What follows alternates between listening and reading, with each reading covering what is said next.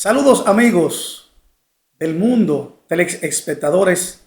En el momento que usted nos sintonice y nos vea, porque sabemos que los medios de comunicación ya por las redes como YouTube, donde estamos en vivo ahora mismo, trasciende al mundo. Estamos en República Dominicana, estamos en la mañana de día, buenos días se podría decir, pero usted nos puede estar viendo ahora mismo en la noche y puede abrir nuestro video en la madrugada, en la tarde, a la hora que sea que nos esté viendo. Saludos y que Dios le bendiga. Le voy a tratar un pequeño ensayo de la asignatura que tenemos los estudiantes de la Universidad UCNE de San Francisco de Macorís. Soy estudiante de Derecho de término, José Alberto Roca, para servirle. La asignatura es Teoría del Derecho y el tema que le voy a tratar en lo inmediato en el ensayo, Filosofía del Derecho en el tiempo. O sea, vamos a ver la historia, todo lo que transcurrió para tener lo que es hoy esta justicia que tenemos en el mundo. Gracias a nuestro facilitador, nuestro profesor, el magistrado Radar Coronado.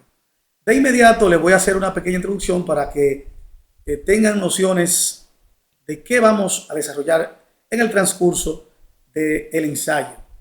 Nuestra introducción dice de la siguiente forma: el presente ensayo tiene como objetivo principal valorar, asegurar y analizar la importancia a partir del tema la filosofía del derecho en el tiempo. Hay que afirmar, que este tema será desarrollado desde los siguientes ángulos. Primero, desde el punto de vista de los grandes pensadores, los cuales han contribuido a la filosofía del derecho. Segundo, los diferentes hechos históricos, los cuales son parte inherente de la filosofía. Y tercero y por último, las distintas corrientes o pensamientos de la filosofía del derecho. De inmediato vamos a tratar el tema, que es el cuarto en el orden de la temática de la materia. El cuarto tema que es la filosofía del derecho en el tiempo. El subtema 4.1 trata el cimiento greco-romano, la historia de la filosofía del derecho, los griegos, Sócrates y Platón, Aristóteles, etapa post-aristotélica y romana, el cristianismo, la escolástica, Santo Tomás de Aquino, la escuela española y por último Victoria y Suárez. Esos pensadores, esos filósofos hicieron su aporte también al derecho greco-romano. La filosofía del derecho ha evolucionado a lo largo del tiempo, principalmente en Grecia y Roma, donde se consideraban los valores y su utilidad.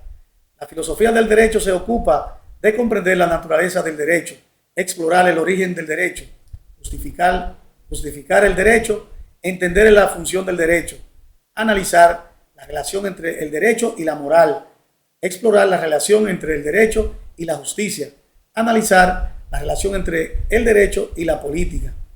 La filosofía del derecho es importante porque permite comprender el derecho de manera holística y su función social de proteger a los más débiles y perseguir la justicia. Siempre que no se le olvide eso, perseguir la justicia, lo correcto.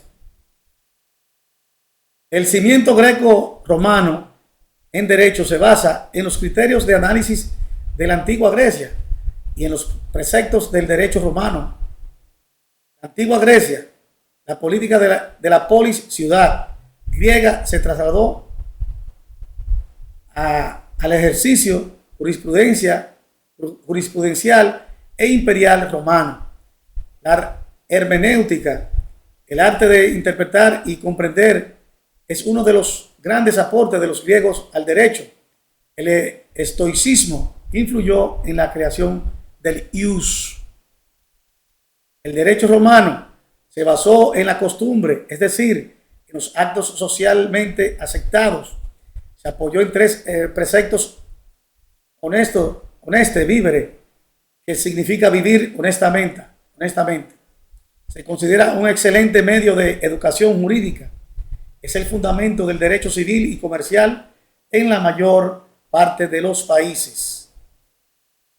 El derecho romano se rigió por un conjunto de normas jurídicas desde la fundación de Roma hasta la muerte del emperador Justiniano.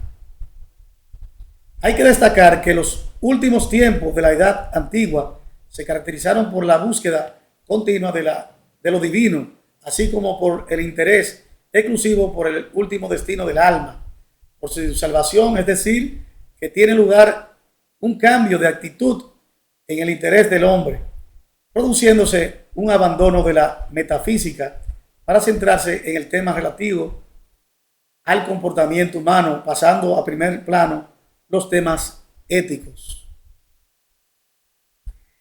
El cristianismo trajo consigo profundas modificaciones morales que influyeron directamente en la sociedad de su tiempo. En su primer lugar, por influencia del cristianismo se rompe el monismo político, la unidad política y religiosa característica de la religión griega. Entonces después surge así la dualidad, poder temporal, poder espiritual, que desde entonces va a marcar la vida política de la humanidad occidental. Seguimos con los principales filósofos griegos.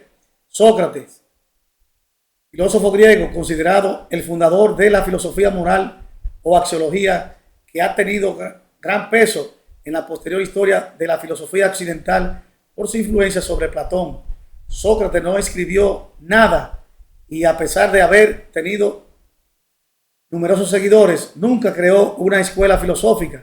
Las llamadas escuelas socráticas fueron iniciativas de sus seguidores, o sea que él no hizo escuela, fueron los seguidores que construyeron después esas escuelas, esa filosofía de ese gran pensador Sócrates.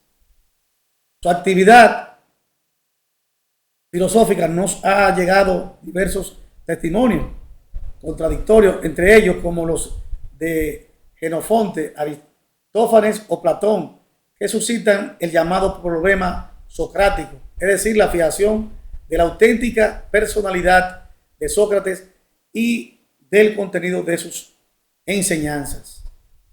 Otro pensador y filosófico, Platón, filósofo griego, uno de los pensadores más originales e influyentes en toda la historia de la filosofía occidental. En el año 387 a.C., señor, Platón fundó la Atenas, la academia, o sea, esa academia Atenas, institución a menudo considerada como la primera universidad europea. Ofrecía un amplio plan de estudio que incluía materias como astronomía, biología, matemáticas, teoría política y filosofía. Aristóteles fue su alumno más destacado. La República, la mayor obra política de Platón, trata de la cuestión de la justicia y, por lo tanto, de las preguntas que vamos a decir la siguiente. ¿Qué es un Estado justo? ¿Y quién es un individuo justo? El Estado ideal, según Platón, se compone de tres clases: la estructura económica. El Estado reposa en la clase de los comerciantes, la seguridad en los militares y el liderazgo político es asumido por los reyes y filósofos. La clase de una persona viene determinada por el proceso educativo que empieza en el nacimiento y continúa hasta que esa persona ha alcanzado el máximo grado de educación compatible con sus intereses y habilidades. La templanza es la única virtud de la clase artesana. Los valores, la virtud de la clase militar y la sabiduría caracteriza a los gobernantes. La justicia, la cuarta virtud, caracteriza a la sociedad en su conjunto. El Estado justo es aquel en el que cada clase debe llevar a cabo su propia función sin entrar en las actividades de las demás clases. Aristóteles, filósofo y científico griego, considerado junto a Platón y como uno de los pensadores más destacados de la antigua filosofía griega y posiblemente el más influyente en el conjunto de toda la filosofía occidental. La filosofía post-aristotélica, o sea, de Aristóteles, también conocida como helenístico romana, es la corriente filosófica que se desarrolló después de la obra de Aristóteles. Algunas de las características de la filosofía post-aristotélica son el uso del término atraxia, que significa tranquilidad de ánimo o imperturbabilidad, la concepción de Dios como el autor del universo y su alma. Algunos de los pensadores que se enmarcan en la filosofía post-aristotélica fueron los estoicos, los porronianos y los epicúreos. Este teléfono sonando, señor. Estoy en vivo. La escolástica, la filosofía que comienza a desarrollarse después del siglo IX, recibe el nombre de escolástica porque su nacimiento se produce en el seno de las escuelas que existían en la Alta Edad Media. En este periodo había tres clases de escuelas: la monaclas, establecida en las abadías, las catedralicias y las palatinas, situadas en los palacios de los reyes. Pero más tarde el término escolástica se utilizó no para designar el lugar, sino la materia y el modo de enseñanza. Dentro de la escolástica, según el autor Miguel Ángel Caldani, su libro Lecciones de Historia de la Filosofía del Derecho, se suelen distinguir cuatro fases. La primera fase, la fase de formación, que se desarrolla en los siglos 9, 10 y 11, en la que discusión fundamental se centra en el problema de los universales. La segunda fase se desarrolló en comprender el siglo XII con la famosa escuela catedralicia de Chartres. La tercera fase, apogeo, que tiene lugar durante el siglo XIII. Y el cuarto, por último, la fase de decadencia, siglo XIV. La escolástica fue corriente teológica, filosófica, dominante del pensamiento medieval. Por otra parte, se ha señalado que la escolástica, una excesiva dependencia del argumento de autoridad y abandono de las ciencias y el empirismo. Otro pensador y filósofo, Santo Tomás de Aquino, filósofo y teólogo italiano, que ocasiones llamado doctor angélico y príncipe de los escolásticos.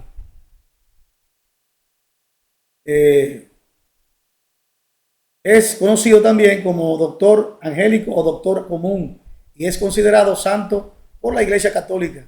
Su trabajo más conocido es la Suma Teológica, tratado en el cual pretende exponer de modo ordenado la doctrina católica. Canonizado en el año 1323, fue declarado doctor de la Iglesia en el 1567 y santo patrón de las universidades y centros de estudio católicos en el año 1880. Su festividad se celebra el 28 de enero. El Renacimiento, periodo de la historia europea caracterizado por el renovado interés el pasado greco-romano clásico y especialmente, por su parte, el Renacimiento comenzó en Italia en el siglo XIV y se difundió por el resto de Europa durante los siglos XV y XVI. El término Renacimiento lo utilizó por vez primera en el año 1855 el historiador francés Jules Michelet para referirse al descubrimiento del mundo y del hombre en el siglo XVI. El Renacimiento es uno de los grandes momentos de la historia universal que marcó el paso del mundo medieval al mundo moderno.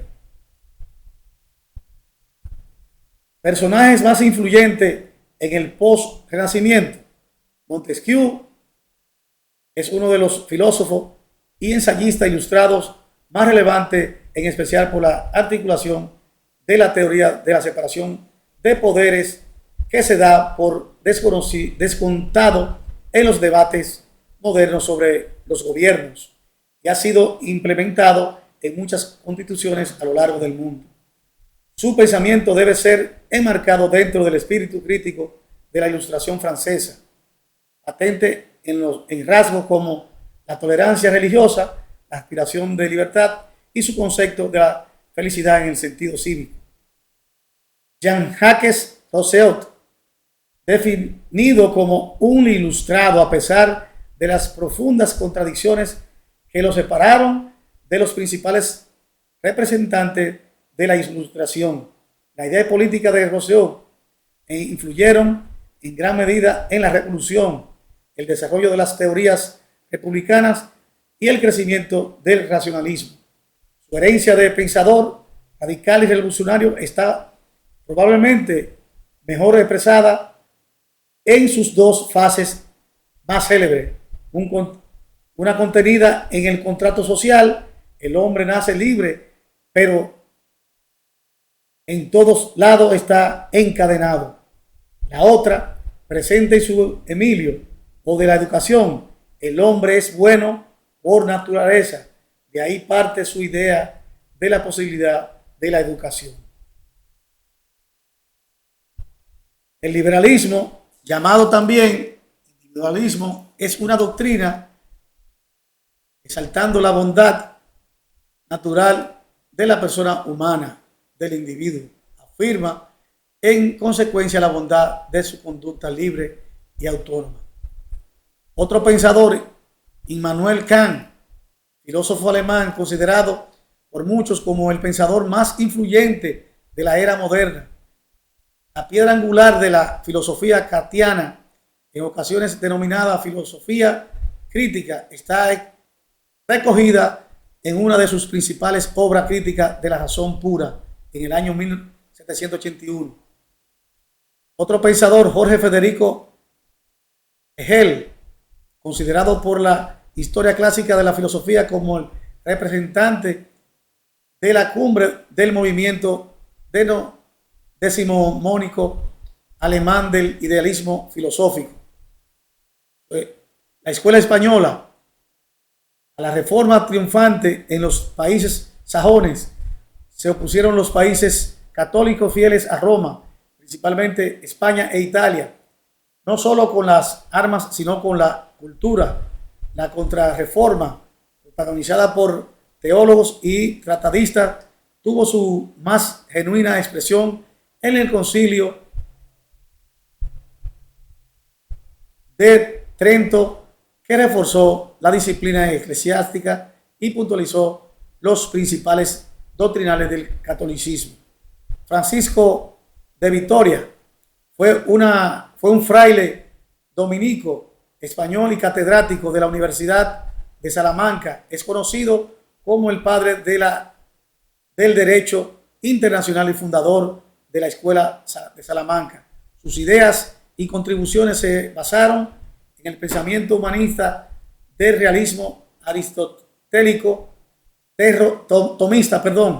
Algunas de sus aportaciones fueron: defendió los derechos de los indígenas del Nuevo Mundo, criticó los abusos de los conquistadores sobre los indígenas, expuso la ley natural, que era la base para que las relaciones entre individuos y estados fueran justas.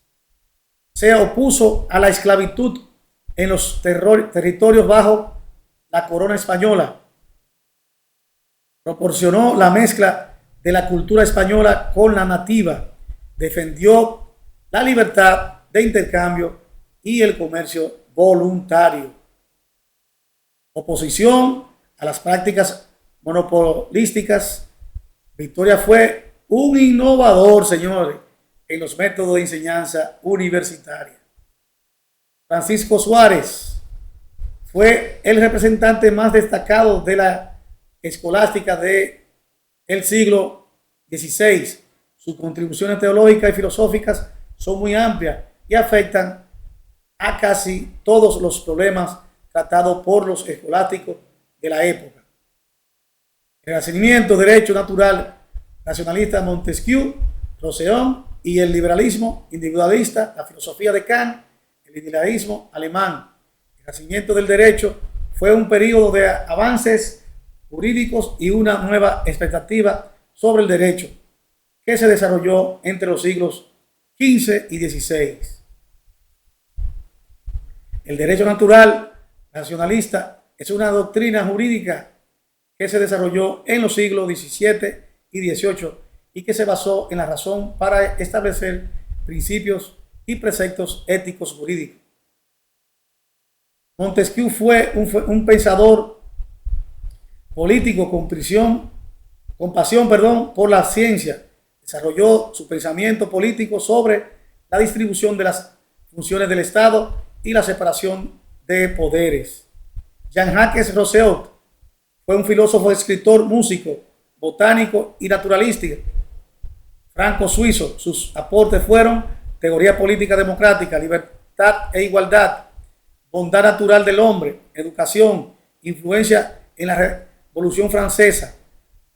Aquí estamos viendo todos esos pensadores y los aportes que hicieron a el derecho en esos tiempos greco-romanos.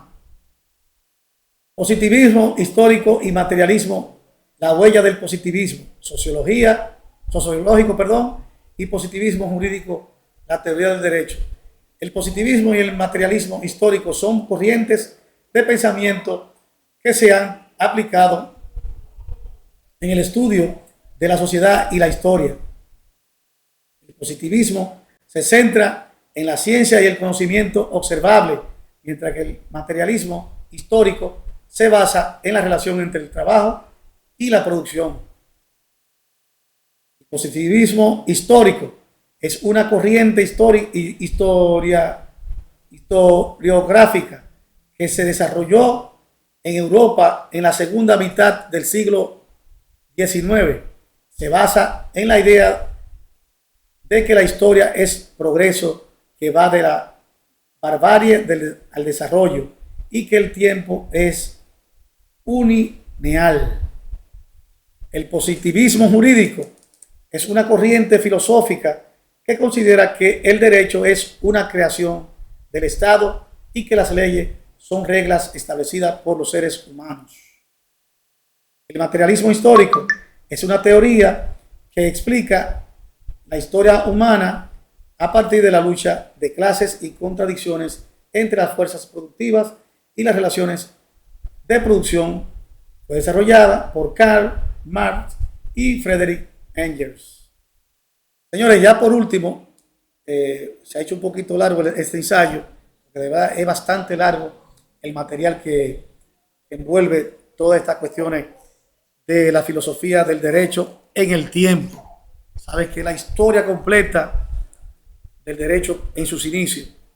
Como conclusión, yo le puedo decir de este tema que después de las investigaciones que hemos hecho y realizado, podemos decir que la filosofía del derecho está dividida entre dos grandes pensamientos: el naturalismo o derecho natural y el derecho positivo.